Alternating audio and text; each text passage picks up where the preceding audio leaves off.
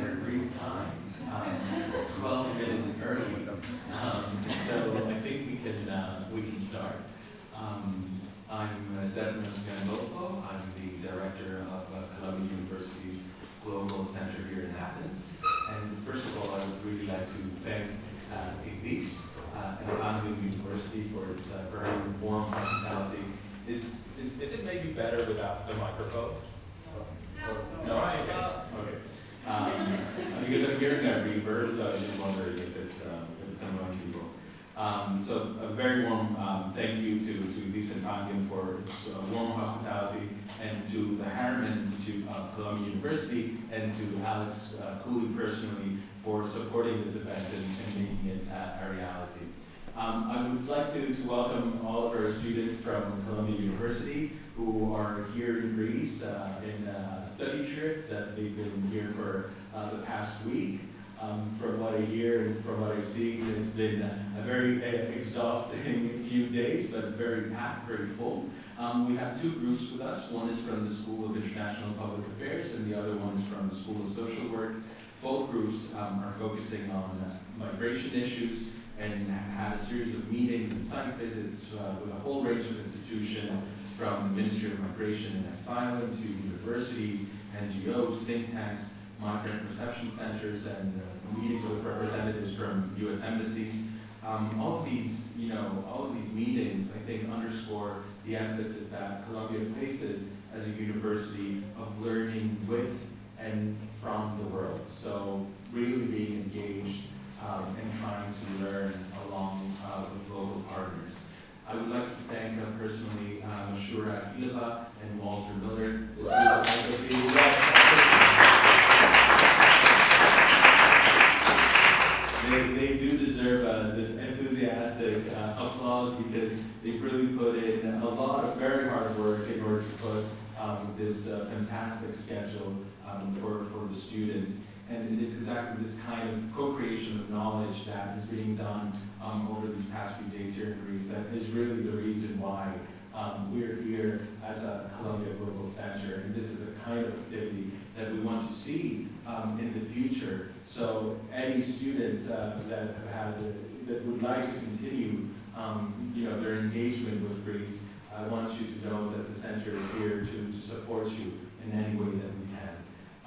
The students' presence here, I think, highlights another dimension, which is perhaps not recognized enough locally, is that Greece really does offer a fantastic place, a fantastic opportunity to learn about global challenges, including migration. We often think about Greece only as a place to come and study the classics, and it is indeed a fantastic place to do that, but there are many other things.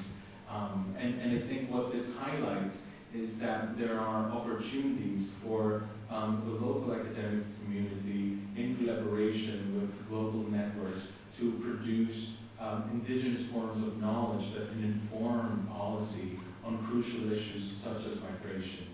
Perhaps there are a lot of things that can be learned and brought outside from the Greek experience in order to shape European policy. I'm also very pleased that we're approaching today another aspect of migration, which is often not very much discussed analytically and academically, even though it has enormous effects on local populations, the very high end of the distribution. Again, this is something that in Greece we have experienced the effects of this high-end kind of migration, most notably in the way that it's impacting the local property market. And I'm happy to see that there are a few people that work in related industries here among the audience. So I really do welcome your questions during the Q&A. Also, I would just like to stress that we started planning this event well before the new U.S. president announced the golden visa scheme. We're not piggybacking off the news. So I think it's just great for us that it's coming at a time that this is even more pronounced. So just thank you all for coming, and we're going to have a fantastic discussion, a fantastic set of presentations, and then there's going to be quite a lot of time for Q&A, so I really look forward to all of your questions. So thank you all. I hand it over to Andreas.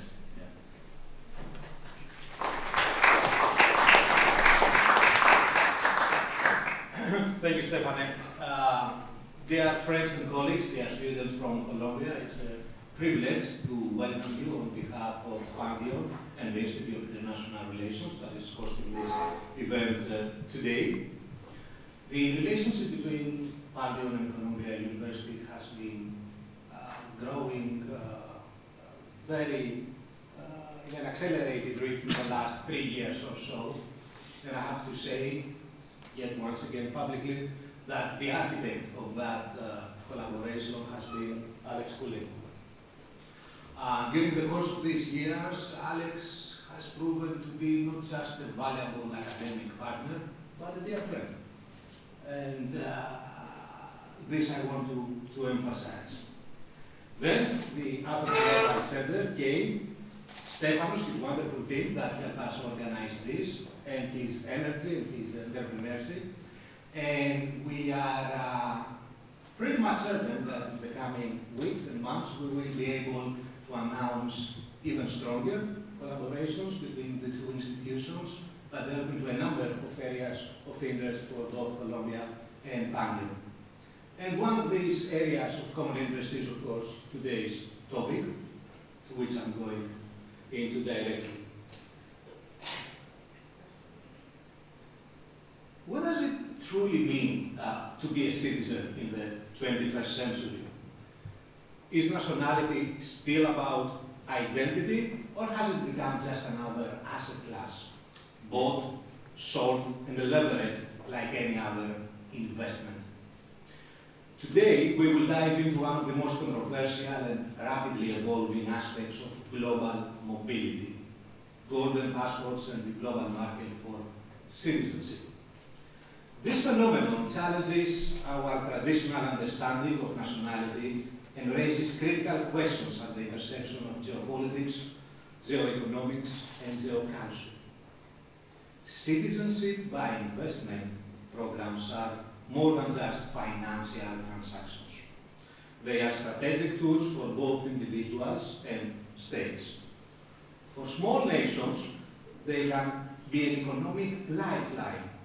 For global powers, they can raise concerns about security, influence, and even democratic integrity.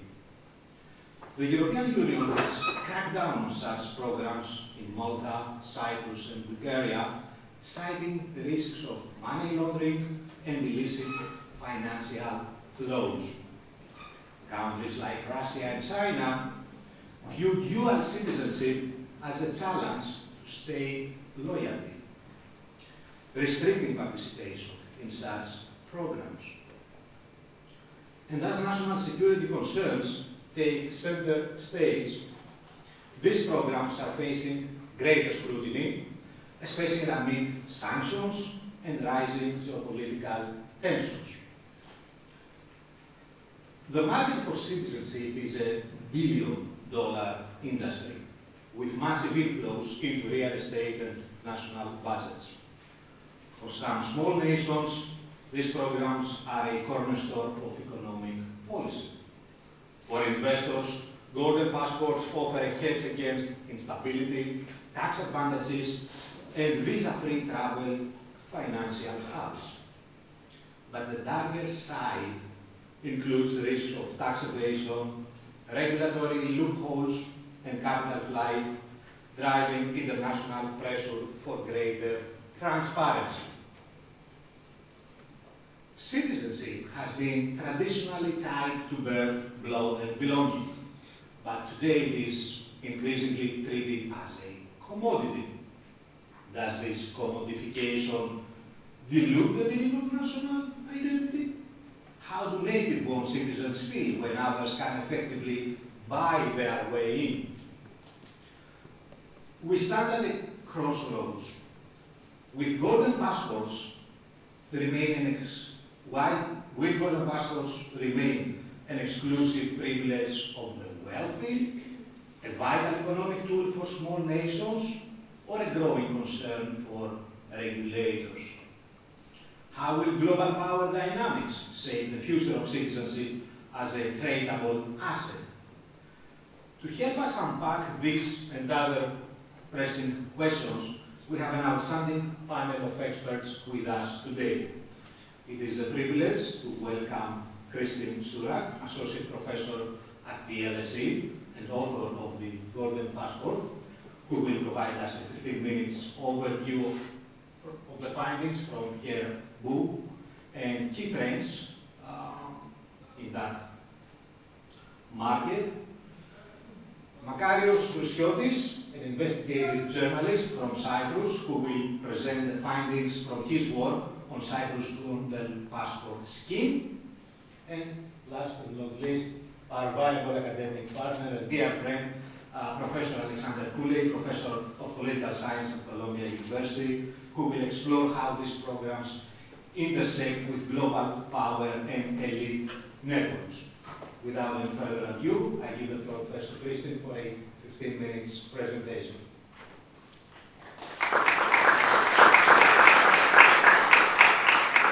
Thanks so much, and thanks so much for having me here. As mentioned before, I didn't expect this topic to be quite as timely when we were talking about initially doing this session, but I must admit, having studied this field for now about 10 years, it is always timely. There's always something really interesting going on with it. So what I'll do today is, let's see if I can, if this is, it was working, so, oh, I just remembered, oh, no. Okay.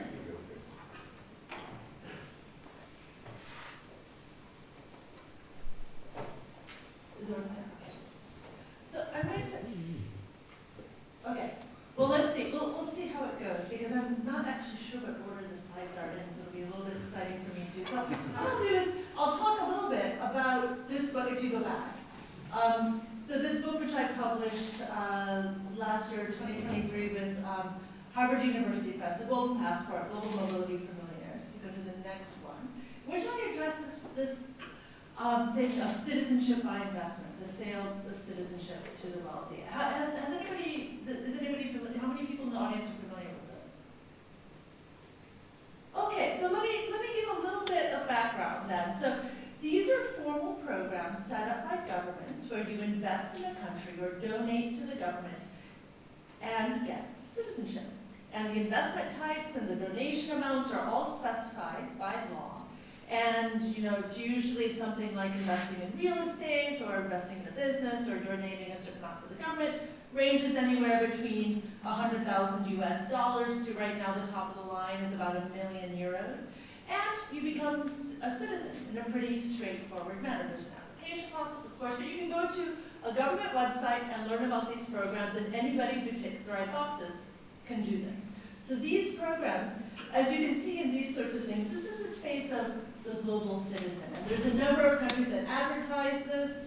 The St. Kitts and Nevis, they give their newfound investor citizens this book, delivering tailor-made solutions to your unique immigration needs, has been the focus of our Citizenship by Investment program for over 3 decades. So this is this kind of bigger space. And I got into it, studying it, by looking at going to fairs all around the world, where you can go shopping for your citizenship or visa needs. And here's one that was set up in Shanghai. You can go around to the little booths and see what's on sale or what you can get. And if you go to the next one, this is the Global Citizen Forum, which took place in Montenegro in some lovely geodesic domes right on the Adriatic, where people like Robert De Niro were pitching citizenship in other countries, where you can invest and become a new member in the state. So if you go to we'll go back. So what I ended up doing was going and doing field work, 16 countries in the book, and since then I've been to another 6 countries or so, and I did about 500 interviews, put together a data set to unpack how this market works, how it is that countries are able to sell citizenship, who's buying it, and what are the mechanics of this market globally. So if you go to the next one, there's different ways to count this. Countries with citizenship by investment have, you can count the legal provisions where they set out a minimum investment type, minimum investment amount, and there's actually about 22 countries with these sorts of legal provisions. Here's the ones where the passports are still, passports are usually good for 10 years, so these are the countries with the programs over the past 10 years. You can find them, all around the world. If you go to the next slide, this is a timeline of countries in terms of when they've come on board with these sorts of programs, these sorts of legal provisions. And you can see that most of them have started these programs in the past 10 years. So since 2013, we've seen an enormous increase in the number of countries offering these sorts of options. Now, these are legal provisions, which is slightly different from having a real program operating in practice, where they're actually nationalizing people. If you go to the next one. So if you want to know where the market really is, you have to look at approved applications. So these are approved applications up until the cusp of COVID-19, and that really threw the numbers out of whack, and they're only coming back on board. But I haven't gotten good recent numbers on Turkey, so this is a graph that's hard to reproduce. But you can see the areas of the world that are really in this game. First, there's 5 countries in the Caribbean, very small countries, in fact, and they're a large part of the global market traditionally. Right above that is the EU, which globally is actually pretty small, but we can see the numbers that Malta and Cyprus have been approving. And then, but what's really notable is Turkey, the big green part at the top. And actually, right now, Turkey is probably half of all global citizenship by investment approvals, which many people don't expect. But it is a major, major player in this field. And those are the approved applications. But if you include, of course, at citizenship, you can bring your family members. There's usually 1.7 additional family members that are coming in on each application as well. If you go to the next slide, you can see that for some of these countries, this is a major source of revenue. So for a country the size of Turkey, I've got the numbers of the amount of money coming in through citizenship by investment as a proportion of GDP, and I have that where I can in blue is the years before COVID, and in orange to show are the COVID years to show how much more important it became. So in a place like Turkey, the numbers are so small they barely move the dial. Cyprus had a very, very high investment amount, and so we'll hear a little bit more about that later. So it was actually a pretty significant proportion of money coming into the country. If you look at the Caribbean, though, it's really through the roof, where it's more than 10% and as high as even 30% to 50% of GDP is coming into the country via these programs. And if you look at the government revenue sources, the government revenue in some of these countries, it's getting more money in fees that people are paying or donations that they're paying than the government gets in all tax revenue combined. So some of these countries, especially in the Caribbean, that are very small, they've got, probably, St. Kitts is 55,000 people. It's a major source of revenue. If you go to the next one. And now part of the way this, and I'll just do a couple of highlights from the book because it's very compressed in terms of time. One of the challenges in terms of managing this system or doing anything about it, I'll just signal as well, is that there's a big industry around this. So if it looks like all that money is coming into the country, the reality is, depending on the case, a lot of it isn't. It gets funneled off on, to the sides, paid out in commissions, paid out to developers. A lot of the money isn't actually touching ground in terms of the countries that are having this as a practice. And you can see in part it's because, it's not as though you're an applicant and you go and put your application on the desk of the government bureaucrat who's going to assess it. Usually you're going through a big chain of service providers in the middle who are all taking cut and making actually it can be quite lucrative business as well. Part of that too is that the governments that want to compete against and get more market share, they start paying commissions out from the money that's coming into the country as well. So a lot of it isn't landing because the governments are not paying money out. And on top of it, all of this goes across a nation-state border. So it makes it very difficult to regulate at a global level because the jurisdiction of the country is usually, especially if they're microstates, usually faces great limits at the end of its territory. Now if you look at who's going for these programs, you can see that China is in blue. It's a little underrepresented because China doesn't allow dual citizenship, and so very popular places tend to be countries that recognize Taiwan rather than China, and they also don't give out numbers because they want to protect that market access. So China is important, Middle East is important, Russia has traditionally been important, and then there's other. But what's been interesting in watching this space, especially over the past 3 or 4 years, has been this new development of the quote-unquote Armageddon Americans. Especially since COVID, and especially since the hyper-politicization of American elections, there's an increasing number of, for the first time, U.S. citizens really looking into these options. If you go to the next one, asking why people would do this in the first place, the principal motives are usually, number one, mobility right now, getting a passport that's easier to travel on. If, for example, you were born, I remember an interview, he was born in Pakistan, he was he was an engineering graduate, PhD, running the local regional, he was a CEO at a big tech firm doing all the local regional stuff around Dubai. But because he was born in Pakistan, he could only go to about 37 countries visa-free.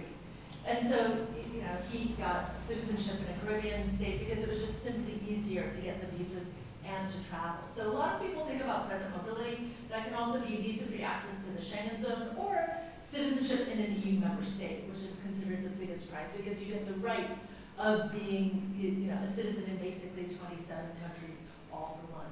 People also do it thinking about future mobility or plan B. You don't know what's coming around the corner, especially people under authoritarian regimes will think about this.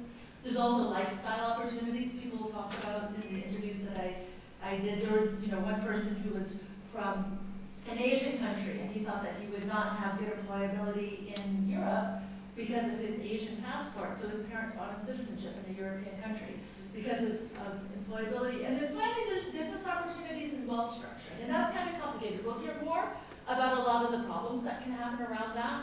But there's also people who do it for basic business reasons, like banking. If you're a Turkish citizen, you're going to have lower import taxes if you're running a business that's importing into the EU, for example.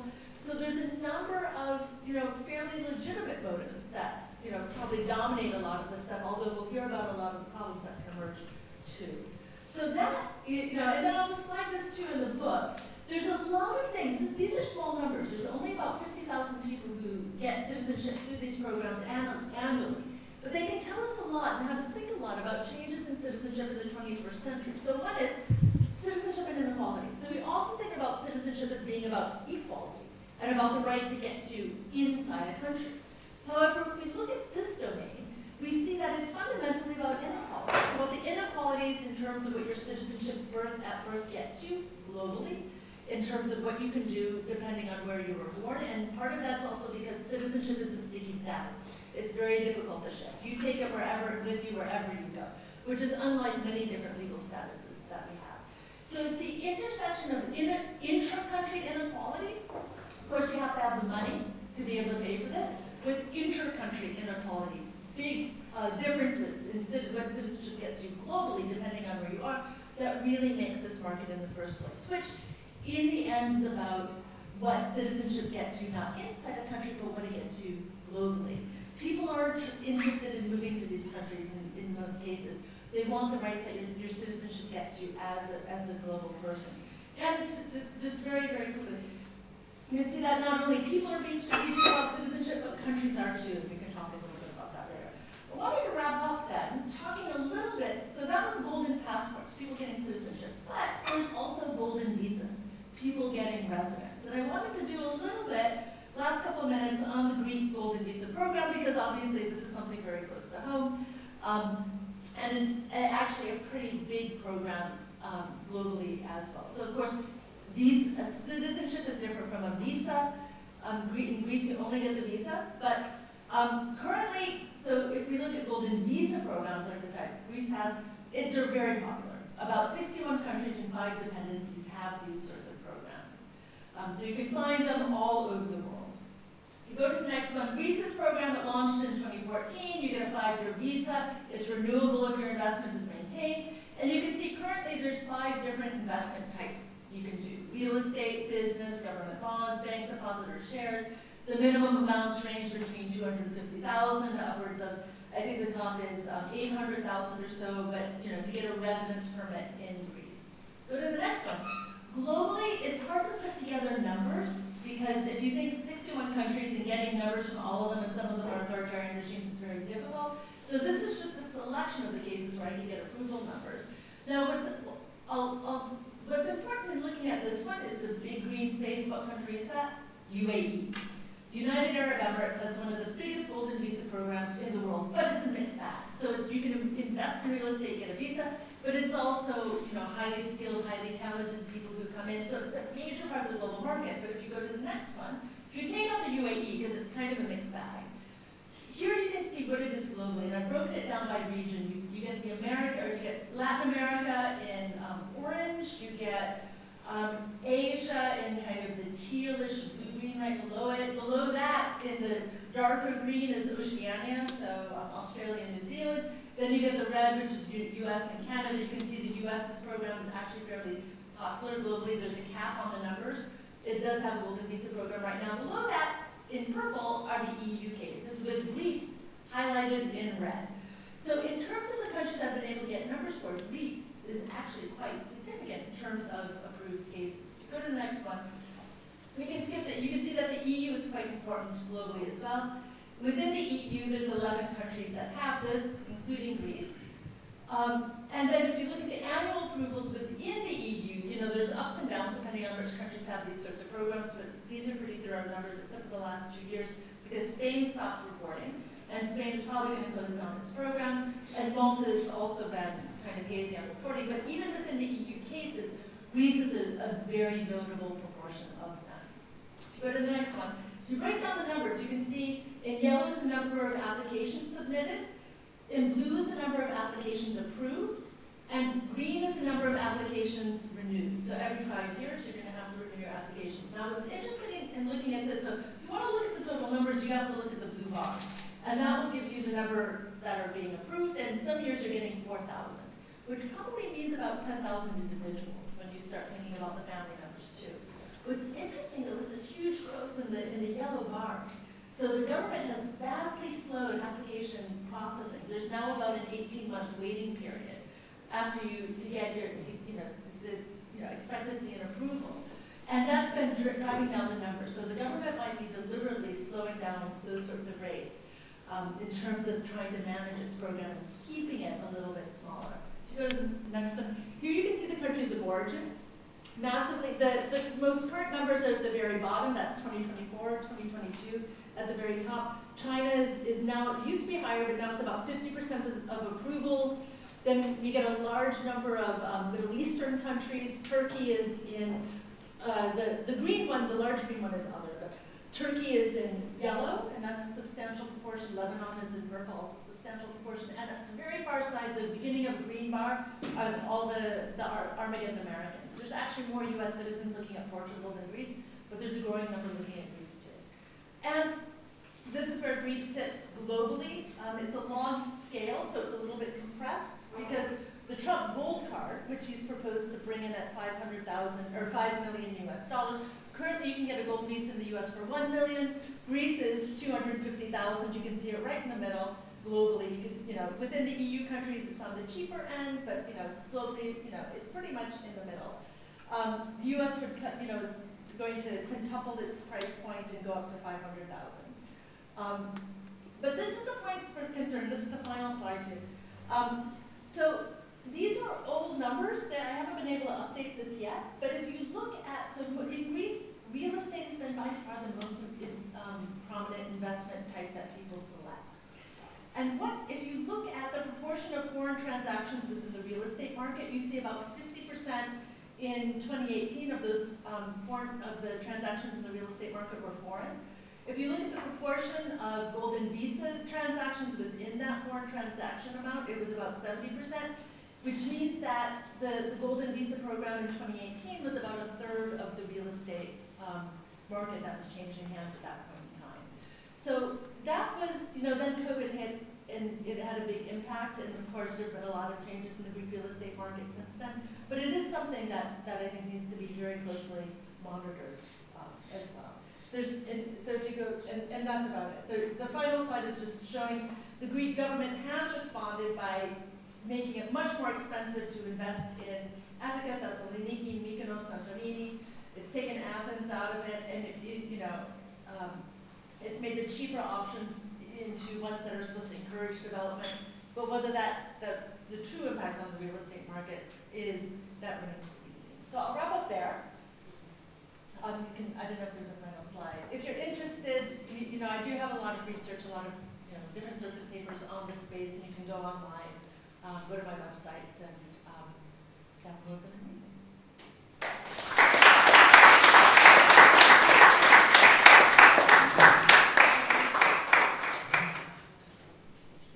Thanks, Emilio and Kristin, for this mapping of the whole landscape of the golden passports and golden visas, and illustrating yet once again that in Greece we are cheap. We now turn to Makarios for giving us his findings from his work on the Cyprus scheme. Good evening. Thank you for the invitation. Welcome to Greece. I'm going to talk about the golden visa scheme in Cyprus. And my presentation is concentrated on corruption, how corruption is encouraged by this scheme.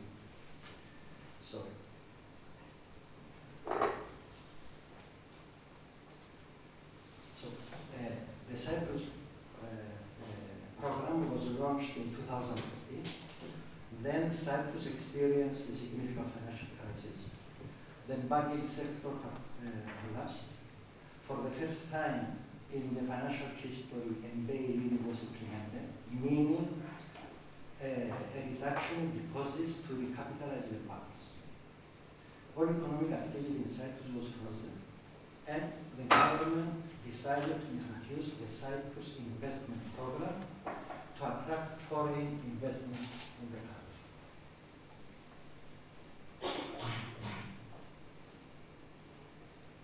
So the golden passports market responded positively. But the real interest was for the European passport and not for an investment in Cyprus. Therefore, the Cyprus investment program, that originally was designed to attract investment, transformed into a process for obtaining a European passport. There were two categories of stakeholders. A, those who had the financial capability and sought the European passport for any reason. And B, individuals who faced legal challenges in their own countries and sought safety in Europe. Both categories created opportunities for easy and quick money for those involved. From 2013, when the Cyprus investment program was adopted, until 2020, when it was terminated, 3,000 citizenships were granted. The total number of citizenships approved, including applicants' family members, reached the number of 6,600 persons. Half of them were Russians. So, on paper, there were three main criteria. The first one was finances. The second, a clean criminal record. And the third, permanent residence in Cyprus. However, those criteria weren't just a formality. For instance, the permanent residence requirement could be satisfied by providing an address in Cyprus, even in an undeveloped lot. Very few applications were rejected for not meeting the criteria. Actually, the only criteria was just someone to have the money to pay for the passport and the property. The time to review an application was typically 1 to 2 years. In cases where political figures were involved, the process was completed within 2 months. Of course, the fast-track service was not for free.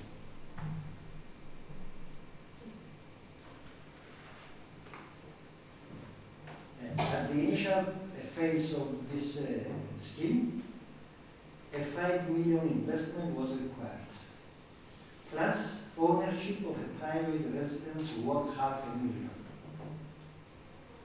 $500,000 was the average price for a luxury apartment at that time.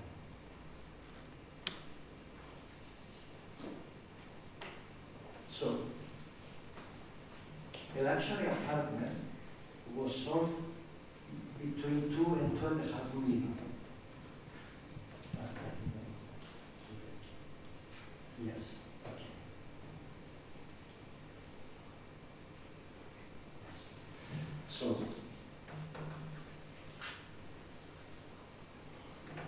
So a luxury apartment was sold between 2 and 2.5 million. Sorry. Yes, I left something behind, that's all. So I said that $500,000 was then the average price for a luxury apartment. But from 2016, the required investment was reduced to $2 million only. 80% of the, after that, 80% of the applications were directed towards the acquisition of the properties such as villas and luxury apartments. In essence, the plan transitioned into a program facilitating the sale of passports and take an apartment for free. Or if you like the other way, buy an apartment and then you take for free the passport.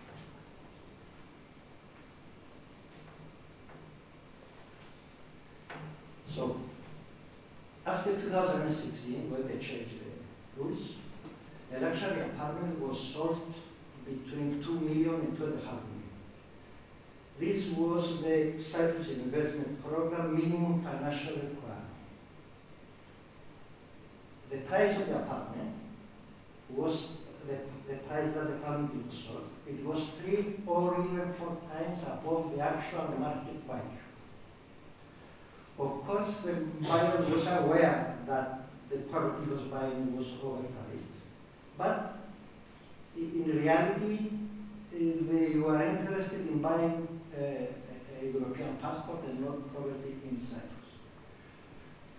High-rise buildings were constructed specifically for individuals seeking to invest through this program, and as a result, most of those apartments remain unoccupied since their owners do not use them. There are many of them, they visit Cyprus only once to take the passport and they never come back.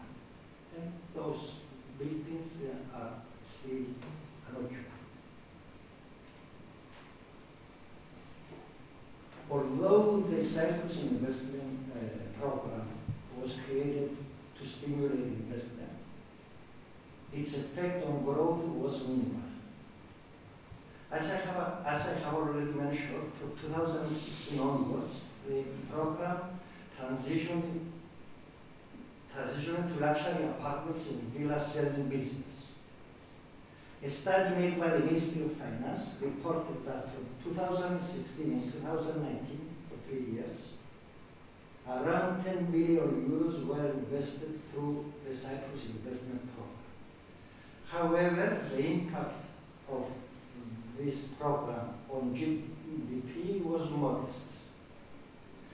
The cumulative GDP growth from 2016 to 2019 was 18.4%, while the construction industry's contribution under the CIP was only 1.7%. Out of 18.4% GDP, 3 years, only 1.7% was the contribution of the construction industry related to this problem. The limited contribution to GDP is because of the artificially increased property prices in order to reach the minimum investment requirement to obtain the citizenship. Revenue was generated from the sale of properties at a price 3 or 4 times more than the market value. Therefore, it did not circulate back into the economy. Lawyers, accountants, and intermediaries involved in the system made significant profits. I could say huge profits.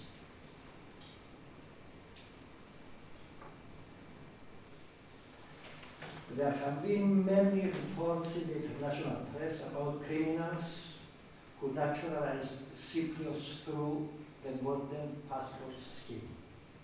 I will cite the case of Njolo as a typical example of an international fraudster who became a naturalized Cypriot.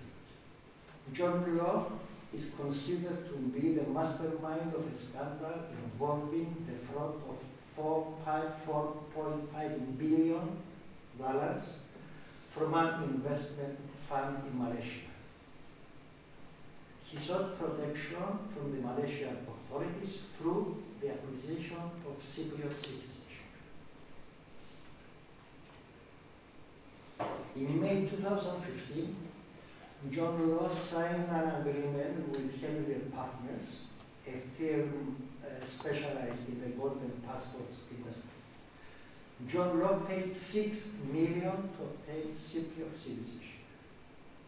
The agreement included a luxury villa, a passport, and a fast-track processing procedure.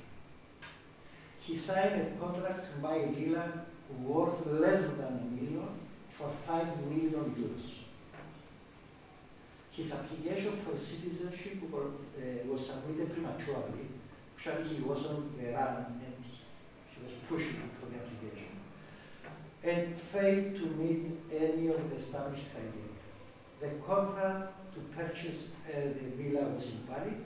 He had not yet paid the value of the investment, and most importantly, he was wanted by Malaysian authorities for fraud.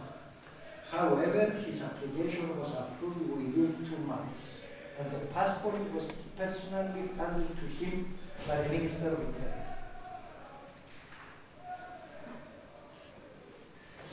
In August 2020, Al Jazeera channel broadcasted a documentary about the Cyprus investment program. Al Jazeera identified 120 cases of international crooks who had taken advantage of the Cyprus investment program to obtain a Cypriot passport. They included convicted criminals, oligarchs from Iran, and government officials charged with corruption and money laundering in their own countries. A few weeks later, Al Jazeera aired a second documentary exposing the corrupt political system behind the passport industry. An undercover journalist appeared as a representative of a prominent Chinese investor who had just been sentenced to 7 years in prison for money laundering. Viewers in Cyprus and around the world watched the so-called representative of the Chinese criminal to negotiate and deal with lawyers, developers, and politicians. This is the last one. So, from the very beginning, the golden passport scheme, from the very beginning of this program, European Union was asking the Cyprus government to abolish it. The granting of citizenship is a matter that falls under the competence of each member state, but it affected Europe as a whole. The EU raised security concerns that were not invaded. The Cyprus investment program was a gateway for individuals for authoritarian regimes such as Russia and China to operate inside the European Union. The government was not willing to listen to the concerns of the European Union. By the end of 2020, in the wake of the regulations that were shown around the world by Al Jazeera, the European Commission decided to initiate infringement procedures against Cyprus. Finally, at the end of 2020, the government was forced to cancel this program.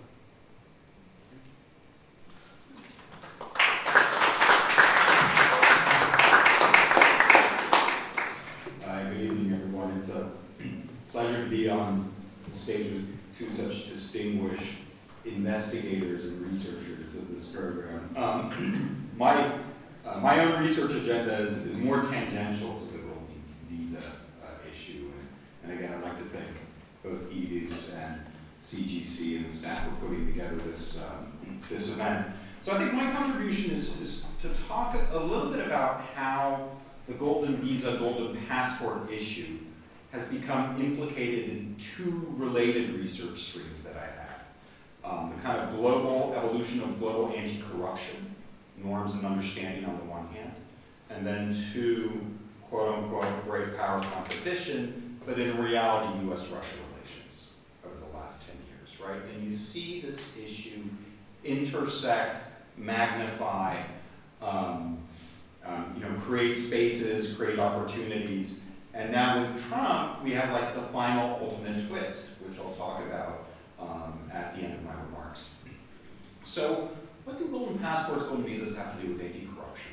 Well, part of what researchers have uncovered over the last sort of 15 years globally is that corruption never has been a purely national domestic issue.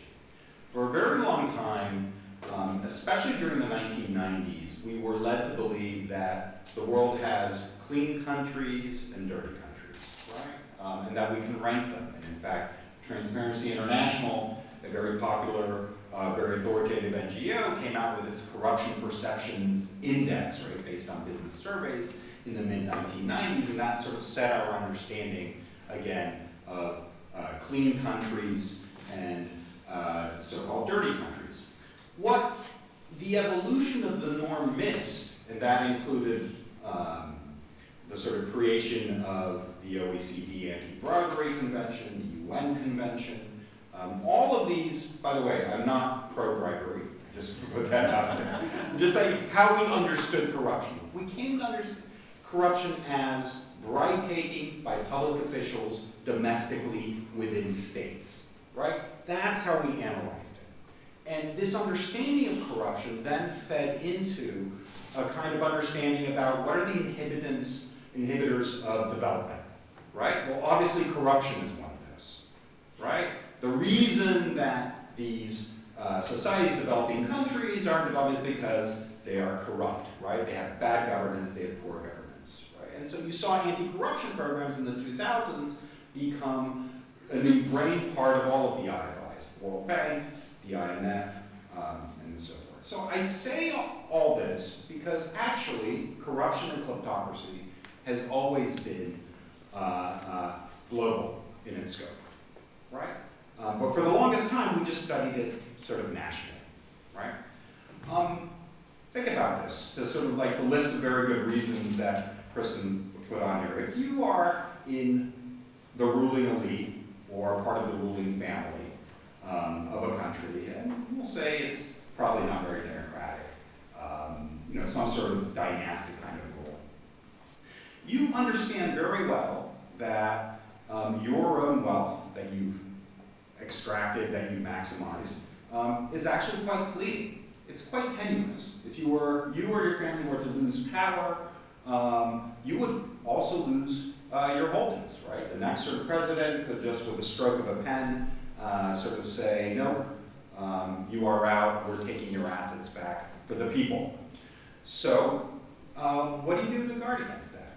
Well, you need to do two things, right? You need to ensure that your money, the assets that you've built up or extracted from society, that there's somewhere where those property rights are going to be guaranteed, right? And so where are those spots? Those spots are usually in the so-called West, countries that have standard property rights guarantees, banking systems, and then of course, real estate is an excellent store of value. It doesn't really matter if you buy something and it loses a bit of value, or if you overpay for a condo in Manhattan or in London, because at least you have taken that bad money and you've made it good. Yeah? Like you now have a tangible assets that's backed up by the rule of law. So I mention all of this by background because foreign policy attitudes towards corruption, right, have only very lately started to understand the global dimensions of this, right? As even during the 2000s, and George W. Bush in the post-9/11 world, certainly there was concern about anti-terrorism financing, money laundering, creation of the FATF, these types of task forces. But foreign policy and corruption were viewed as separate domains. My favorite example of this was the so-called scandal known as Kazakhgate, involving James Giffen, who taught Soviet trade at Columbia, by the way, for 10 years at the Harriman Institute. He was the model character of the movie Syriana.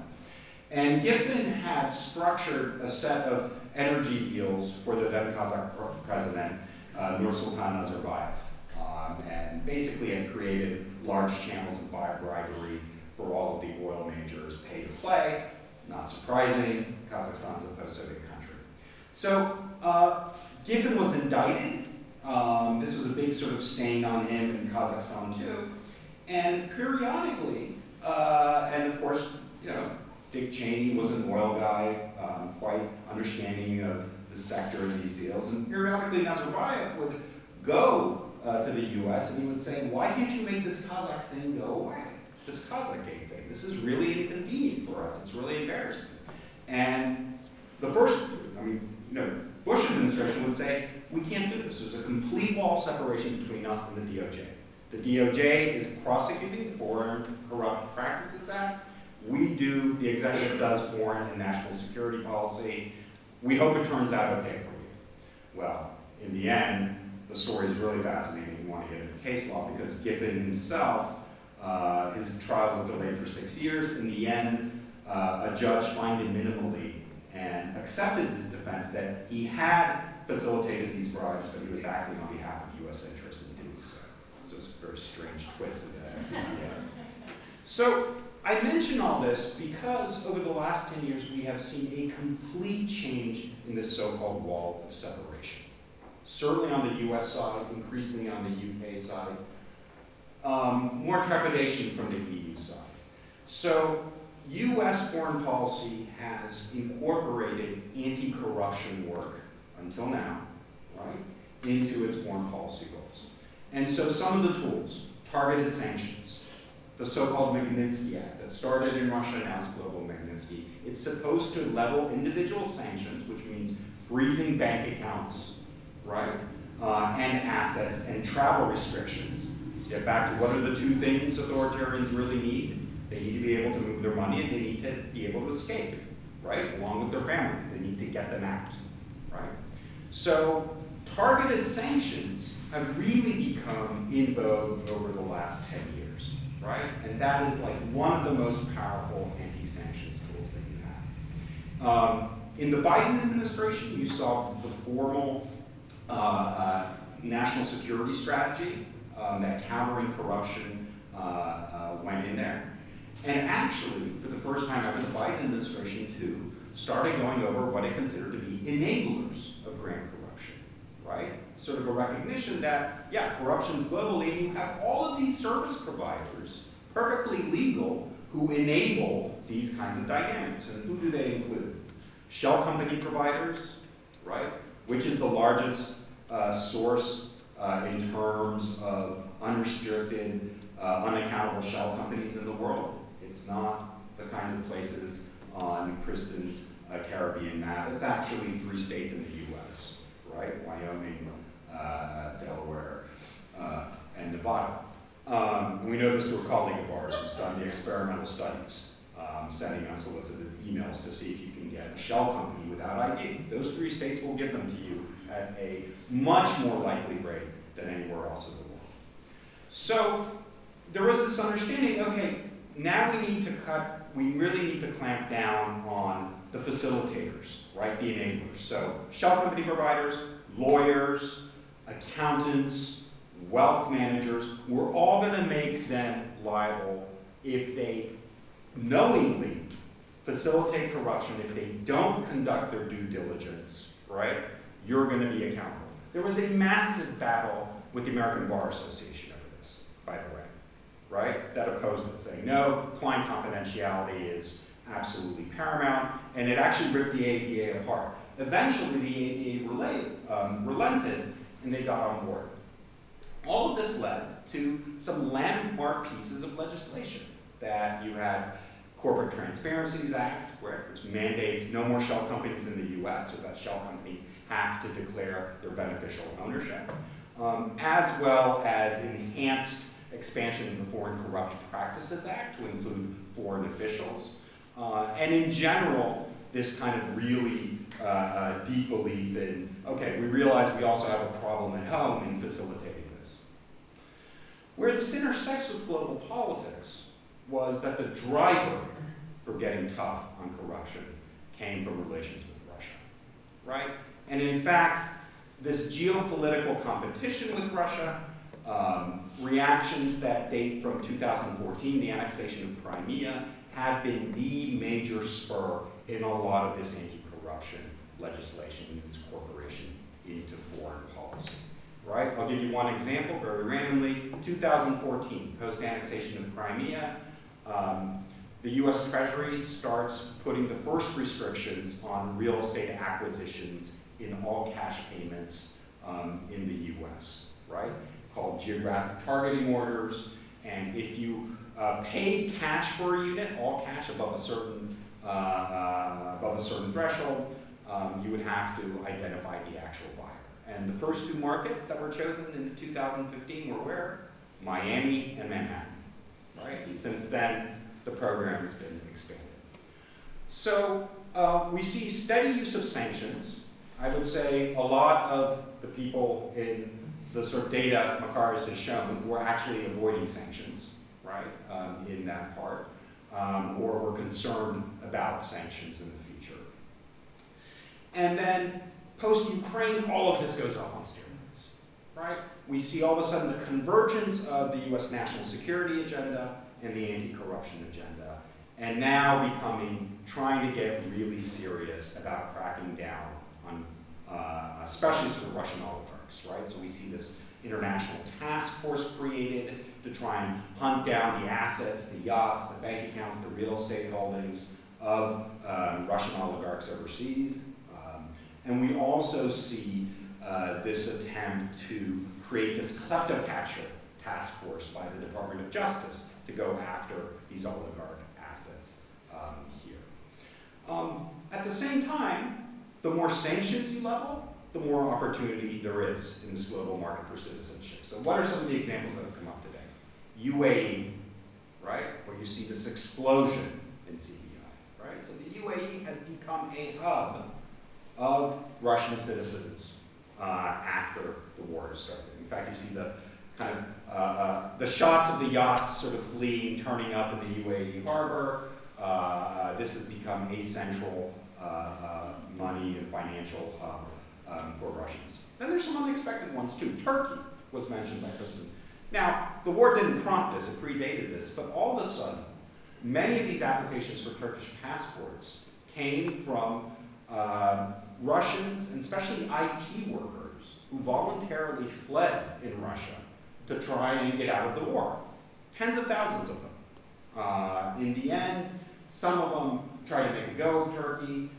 Many of them have sort of come back. But they saw this visa-free travel as a way to exit from the orbit of Russia and to try and lay roots and get citizenship.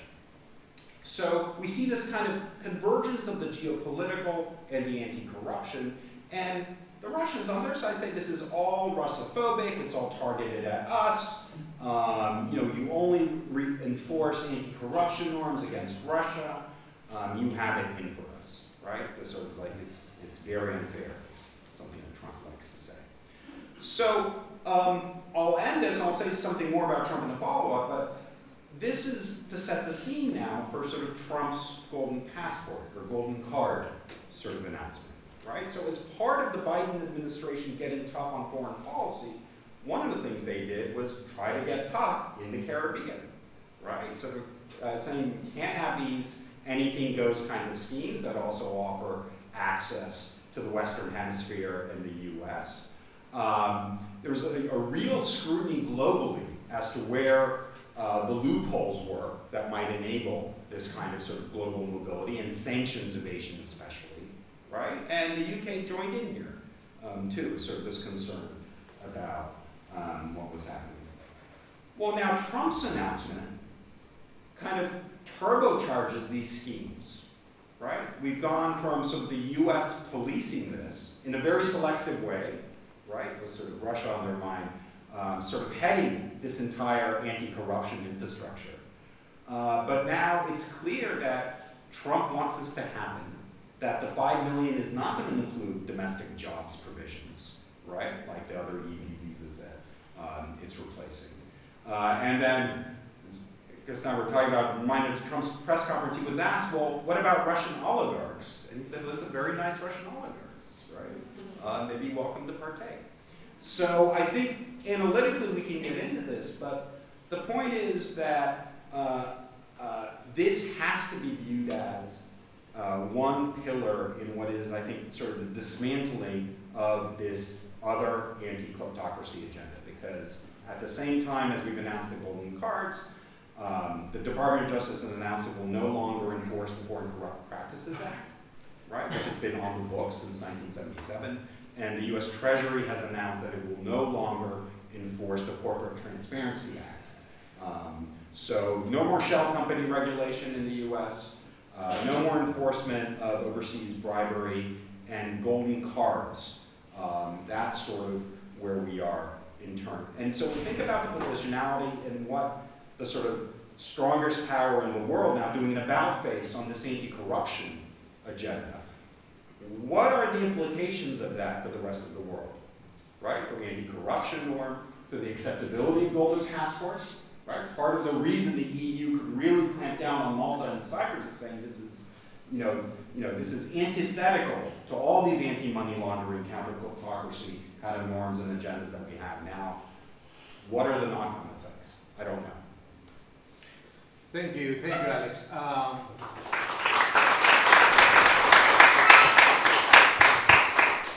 As I said before, the team of the Athens Columbia Global Center has demonstrated exemplary professionalism during the course of organizing this, and part of their professionalism was to put down a very specific script over how this discussion would unfold, and according to which there is a second part, which I will have to skip, because we are running behind schedule right now, and go directly to the third and final part, which is your reactions, thoughts, questions to this exciting number of questions that were raised by our speakers. Yes, please.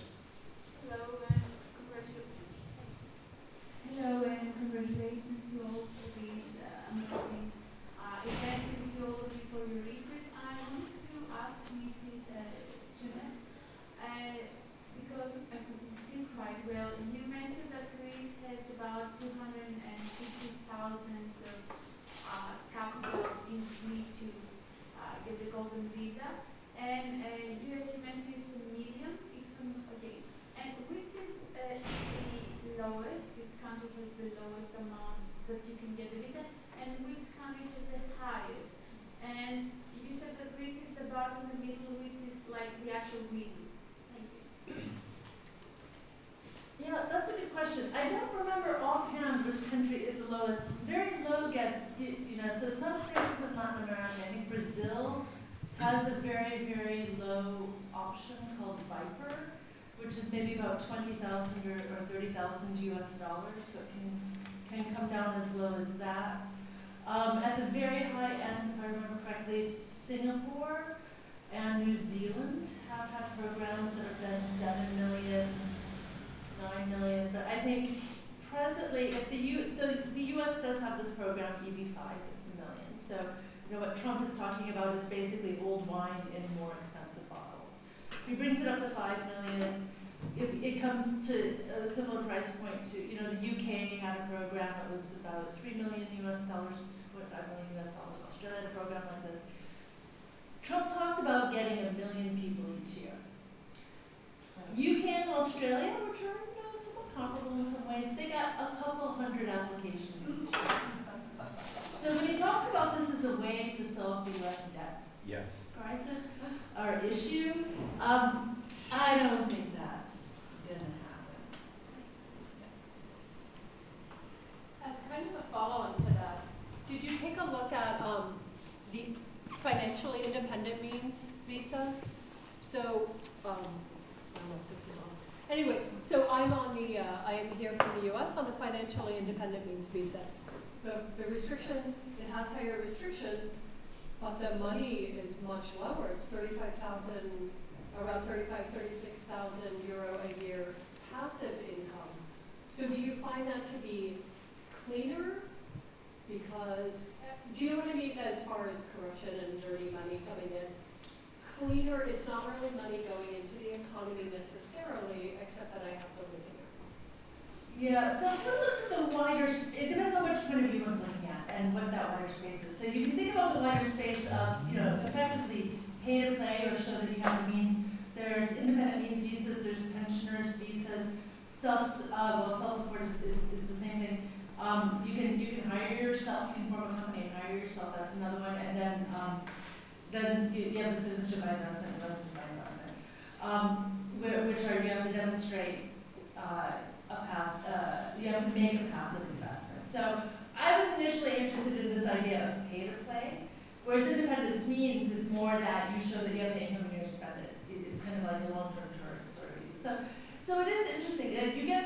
The big places for corruption come in when you are using real estate, because it's easy to overvalue real estate and then, or overprice the real estate and then create loads of flow, because it's no longer a price, it's a target. So people are willing to pay that target, and you can lose 80% or so of the value. So that's where I think the real corruption opportunities come.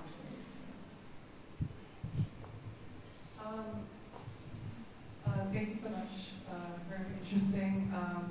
Kristin, I wanted to ask you about just like pouring wealth into real estate, certain economies. I was thinking about the Vancouver housing crisis, and I'm not sure if this is tied to like golden passports, but the investments from Hong Kong and China to the Vancouver market in the last 2 decades destroyed the housing market. It's an unlivable place for low-income people, and I imagine that this sort of golden passport thing will create more of these like housing bubbles, making renters not afford anything. So do you foresee your research looking at that, or? It's a comment. So I have looked at it the best I can. It's really, really hard to get that micro level data in right now. I'm partnering with some researchers in France to try to get that sort of data for Greece. It's important. Vancouver's an important story, especially from the 1980s and 1990s, which is, Canada had the FIIP, the Federal Immigrant Investor Program, at that time, and it was really important, really big, and it was a story of Vancouver, and I do write about that in the book. One thing to note, though, too, is a lot of these programs are actually relatively small. So they'll impact particular neighborhoods, they'll impact particular areas, but a lot of times the data that are available are national level or maybe city level, and that's where that impact is going to be kind of diluted. So if in that sense, to really assess it, you really have to look at what's going on in particular neighborhoods. And it's also important to realize that a lot of times the programs actually are fairly small. Greece was, when I was doing that study, Greece was a real outlier. Portugal, a lot of people were talking about, all the Chinese are buying up Portugal. The number one foreign buyer of property in Portugal are the French, and number 2 are the Swedes. And actually, Chinese were really far down, and the number coming through the Gold Visa program at that time when I was looking at it was actually proportionally very small. So one also has to be aware if there's sort of racialized biases that are being built in that sort of thing as well. So that's why I think really strong empirical studies are very much what's needed, even though we can make a lot of hypotheses about those issues that can come up with that. I don't know if the other panelists, because you were talking too about the Cypriot real estate. In Cyprus there was a distortion, especially in an area in Cyprus, the city of Limassol. The market prices are double because of that program. Let's say, for example, an apartment 10 years ago, it was half the price than today's. And the people, they cannot afford now to live in that city, and they were looking for alternatives in the village around the city, so there is a lot of but although there are many buildings, high buildings built in that city, and most of them are empty, so we have a lot of available apartments empty, and people, they are looking for places to stay and pay double the price of the market compared to the other places. So I think the UK is an interesting case, right? Because we have this data, the tier 1 sort of first round program, and we know from, was it 2008, 2013, more than half, like 60% of these investment visas came from Russian and Chinese nationals. Yeah. And we also know that the rate of acceptance of these applications was also like super high, like 80s, 90s even. And so there wasn't a lot of diligence happening on the nature of these assets. And I think we have to understand that all of these regulators who are scrutinizing these programs are incredibly overworked, right? This is sort of tough figuring out, if any of you have worked in compliance, sort of going through, trying to figure out which shell company is associated with which person, when this entity was formed, and so forth. And so there was, very much this sort of permissive attitude towards doing it. I think your point about Vancouver is really interesting because it gets at, I think, what's a very difficult issue, like how do you manage the politics of this, right? Do you create a kind of nationalist appeal? And maybe it's not right, but, it resonates. We don't want sort of foreigners buying our real estate markets, right? It's kind of a powerful counter messaging, but yeah, it has this populist kind of undertone. But notice the way Trump's messaging is that. It's like Kristin said, it's about lowering the debt. I'm doing this to lower the debt, right? It's not I'm doing this because this is my Malia. This is who I've always thought of our awesome investors, right, in the Trump empire. If anyone knows about the Trump Soho, right, sort of scandal, right? These were all Kazakh exiles and Russian investors, right, sort of pouring money into Trump Soho, Trump properties as a way of getting their assets out. But he's messaging it and somehow this is for the good of the country, right? And so the politics of this is fascinating because on the one hand, you have this kind of base, sort of, the transnational right-wing base of Trump, the sort of, the Bannon wing, who really is about this is anti-globalism, right? And so Trump's attitudes on sort of tariffs, on immigration, all dovetail. But this one really doesn't, right? Saying, no, actually, we're going to give 1 million of these from all over the world and open them up. And if you notice, though, kind of like the one rift that we had during the transition was between Bannon and then Musk, on the other hand, over ED visas, right? And then sort of, bringing in sort of also tech workers. So it'll be interesting to see if anyone breaks with him over this. But to me, this is less about globalism and anti-globalism, right? And this is more about what kinds of rules, accountability, and processes do you want to put on global flows, right? And the answer is not many, right, when it comes to these particular investments. Go ahead, David. Have there been any I'm not sure about the strength of these, the passports that you were talking about, besides, the EU ones. I'm kind of wondering if there are any discussions or thoughts to kind of thwart this scheme by weakening the passports, breaking some of the visa ties between countries. Yeah, that is a very important question. It's interesting in part because when we think about citizenship, we think about citizenship usually in terms of the rights you get within a country, that's the value of citizenship. Whereas in many of these cases, the value of citizenship is what it gets you outside of that country, which means third countries control the value. So precisely that, the dynamic that you're talking about, the EU holds a lot of cards in this space. If you look at the global space, what's interesting is, Turkey is really big and most Turkish citizens don't get automatic visa-free access to Schengen. Elites will, but not most Turkish citizens and not ones on this program, which is interesting because so it shows actually how Europe, that isn't the most important thing. Turkey will also still naturalize Russians, whereas Caribbean countries and Malta have been put under pressure by the US.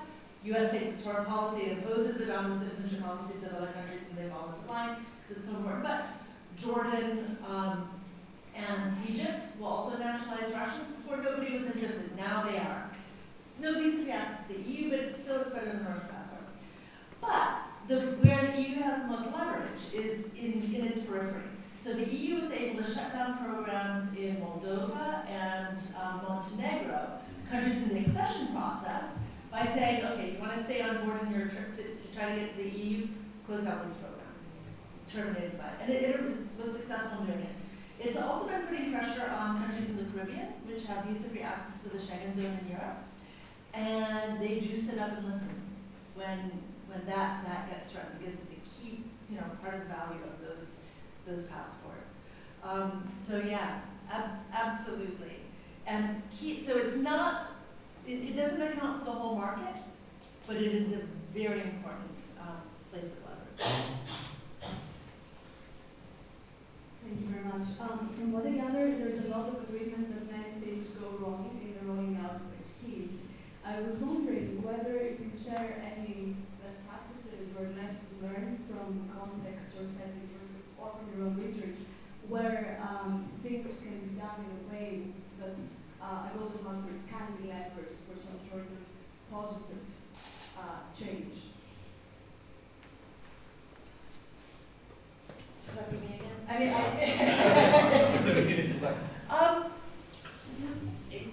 in general, so I've always taken, as a social scientist, I've been like, okay, I'm not going to start off with a value judgment, do this or do this not. There have been a lot of academics who've taken that kind of moral political philosophy and argument. I wanted to understand, how does this work? Oh my God, this is happening. What is going on here? So in general, in my research, I've just tried to understand what are the dynamics and what, in looking at those dynamics, tell us about the way the world works or the way that globalization works. So with that as background, I would probably say, if you're going to choose, so number one, the question is, are you going to choose to have these programs? If you're going to choose to have this sort of program, understand the risks, while also looking at the potential benefits. So the potential benefits for the country, so you have to understand, make that cost-benefit analysis. Potential benefit would be, depending on how it's structured, is it positive investment coming in that's creating greater economic resilience for the country? And there needs to be a lot of different things around transparency and reporting and watching those flows of money and making sure that, whether it's channeled into donations to the government, there's transparency around those funds. It's being channeled into particular sorts of investments, if those are the right ones for the country and all that, that needs to be watched and carefully monitored. So if, for example, if one takes the example of due diligence, background checks on people, there's been massive transformations in how that's been done over the past decade that I've been watching these programs. And that's greatly been strengthened, so that in some of the countries they're stronger than the standard checks that most EU countries or the US will do on visa applications, for example. Now that doesn't mean that that doesn't necessarily shut down the possibility of, if you get a no on a person, going straight to the Prime Minister and asking for a yes and making it, a useful proposition to that person in charge. And that whether or not that happens is another question. But I think there have been spaces where it's not a static space. There have been in that sense a positive transformation. I think maybe also could you say something about the role of certain companies in facilitating this and the extreme bargaining power that they have? Because I think that's an important part of the story that's just not recognized. Yeah, so private, you could probably speak to this Yeah. in the Cyprus case. At the beginning, the European Union, regarding Cyprus, they turned a blind eye to that golden passport program, because the government promoted it, that it was an opportunity to regenerate the economy and to bring in investments. So the European Union accepted that argument, and although they had a lot of concern, they decided just to keep it and see what was going on. And they reacted when, a few years later, 1 or 2 years later, when the golden passport scheme was turned into selling passports and apartments business without due diligence and politicians involved. So actually, they were in discussion with the government for 3-4 years, and it was enough, only one documentary, not Jazeera, for the European Union to decide that enough is enough, and they closed down the program within 24 hours. When they realized that it was a corruption, it was not a real investment. And the reason that those individuals were citizenships. Actually, it was for the European passport, for the Schengen visa, doing business in Europe. And then we had some cases, let's say, for example, I know a case of a Chinese businessman that he was operating in Italy, and he used to have a radio station and broadcasting Chinese propaganda in Italy. And he was naturalized Cypriot, and then he changed his name to Greek name, and then he went back to Italy and changing. He sold the business of his Chinese identity to the Cypriot identity, but it was the same person. So, and that was the time when the European Union, they realized that there are security concerns. Because if you have someone, let's say, with a Greek name, with a Cypriot passport, it's it was beyond any suspicion that he's doing something wrong. So he was natural Cypriot. He changed his name, and then he transferred the shares from the Chinese identity to the Cypriot identity. He's doing business in Italy. This is an example of how the security concern works. I think I'll just mention, just very briefly too, that the companies that go about setting these up, just as the companies that go about setting up tax avoidance structures and tax havens in different sort of companies, they cut differential deals depending on their power relations, what they're offering up front, these small countries' sort of capacity to negotiate with them, right? So you have that other layer of is it benefiting the country? Kristin, look at the structure of all these, but if most of the revenue or a good part of it is actually going to Henley, or right, the companies, intermediaries that are involved, then that's not a great deal too. There's also this north-south dynamic, right, that I think is really important that's come up periodically, which is, when the concern was all about shell companies and tax havens, right, and the OECD published a list of non-cooperative tax entities.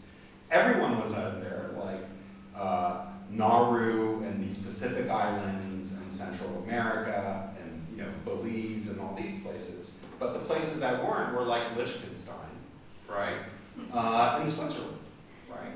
And so there was a very sort of selective interpretation of what are non-cooperative tax entities. And I think you can imagine the same thing starting to happen in golden visa schemes too, that where you're outlawed or you're not allowed to do it, or you have to clamp down on it because we said so, right? Because you're not actually following, right, our sort of concerns, which again I think is why Trump is such a game changer, right? In this particular space, if he upends what are considered to be norms about due diligence and transparency and clearing sort of people on sanctions lists and ensuring they're not politically exposed, then again, we're in a really different era of this whole kind of global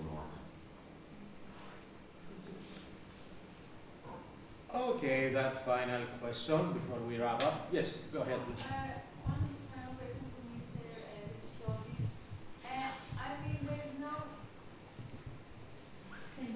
There's no question that Cyprus has been used from corrupted individuals and as a way to get into the EU. But I was wondering, do we have any data about how many maybe, it might sound provocative and maybe conspiracy theory, but how many Qataris have tried to get the golden visa and succeeded? How many Qataris? Yes, Qataris. From Qatar. From Qatar. Al Jazeera is based in Qatar. And there have been articles that say that it's not as independent as we are thinking that it is. And I was wondering, have we had any data about Cyprus maybe prioritizing Russian and Asian against Middle East people? And maybe that's why suddenly Al Jazeera decided to do an investigation, because I'm sure that it's not only Cyprus the case from corruption, it's also other micro states and micro-islands. Okay. So actually there was a lot of suspicion in Cyprus that behind the Qataris were the tax. Actually they came to Cyprus just to expose the system because they are allies with the text. That was the narrative of the government. But later on, when I investigated a bit this story, I found out that I came to Cyprus by chance. They were investigating the scandal related to football, betting something, and then they found a link with Cyprus. And it was the international Al Jazeera that they made the investigation. They have, I think they based in London actually, the investigating journalism. And it has nothing to do with it. There are no Qataris. There are only a few Qataris obtained secret passports. 50% are Russians, around 20% are Chinese, 25, and then there are Ukrainians from Belarus, and then a few from Saudi Arabia and from other, most of them they are from Russia and from the ex-Eastern Europe. I think one of the reasons that the Al Jazeera documentary is so powerful is that when you're studying corruption, right, you know, what kinds of methods do you use? What kinds of methods are available, right? You're looking at illegal acts. You can't just go and gather observed data, right? Sometimes we have nice DOJ records that lay out a nice scheme, all the consultants and kickbacks, and those are wonderful documents. I love this, right? But the problem is, right, this is a concealed kind of observance. And so increasingly, I would say in academia and investigative journalism, experiments that catch enablers in the act have been the most powerful drivers of change. There's the Al Jazeera documentary, there's the Channel 4 documentary available online called From Russia with Cash, right? Where people sort of solicit London real estate brokers, and the person sort of impersonates a Russian deputy health minister who gives every red flag of corruption about the origins of the money and sees how many brokers are willing to sell a flat in London. And then there is the Global Witness sting operation in New York, right? Let's not leave New York out of this. That goes to different law firms there asking, basically representing similarly a dirty money kind of client who would like to park some holdings here, and what could they do? And out of that, only 1 in 6, right, says this is not for me. All the others sort of lay out ways in which they can make it happen, with trusts and blind trusts and so forth. So my point here is, plus Jason Sharman, our colleague, this extraordinary book he wrote called Global Shell Games, right? Sends thousands of emails trying to get shell companies impersonating different kinds of people. So the point being, if you're studying corruption, you can set up an actual experiment, right? To see if rules are followed, right? To see if someone in the act will actually say yes or turn a blind eye. That's as close as we're going to get, I would think, in a lot of these cases, to actually having good evidence, because the overall data is becoming in some ways even harder to get in a lot of these places. Super. Can I just ask our distinguished panelists whether they have anything to add, just in 1 minute or no? Kristin, would you like to say something to close this up? Yeah, so thanks so much. It's wonderful actually to have this whole spectrum and thinking about the range of, very often risks. In my research, I tend to look at, the mainstream of the market and less in terms of the massive risks as well, in terms of situating it generally. But I think it's a useful place to rethink some of our basic assumptions about citizenship. I mean, initially we had this provocation that we think about citizenship even as an asset. Fundamentally, we think about citizenship as something that has to do with identity, but fundamentally it's a legal status. So anybody who's coming here from the US will know about, for example, the dreamer population. People who were born outside of the US and came to the US at a very young age, maybe 1 or 2 years old, didn't realize they weren't a US citizen until they started, try to get into college. And then suddenly, an American identity or a hyphenated identity of any kind of sort isn't enough, it's that legal status. So citizenship has all this stuff that kind of gets, stuck to it as well, but fundamentally it's that legal status. And both individuals and states are very strategic around it. And fundamentally it's sticky. It follows you wherever you go. And so if you were born into a privileged passport, you can think about what that means and check your passport privilege. Because if you weren't, you're probably thinking about the world from a very different angle as well. So I'll wrap up there, and thank you for the opportunity to. Thank you, Kristin. It was the whole conversation a fine example of how an interdisciplinary dialogue between political sociology, political science, and investigative journalism can open up space for thinking, which it did for me. I hope it did the same for you. It raised issues that I wasn't related directly with the golden passports. So it was an eye-opening conversation for me, which I very much enjoyed. I hope the same was for you. Special thanks again to students from Columbia University that joined us today. I hope you have a very pleasant and productive stay in Athens, and to the Athens Columbia team for everything. And to our presenters, of course, join me.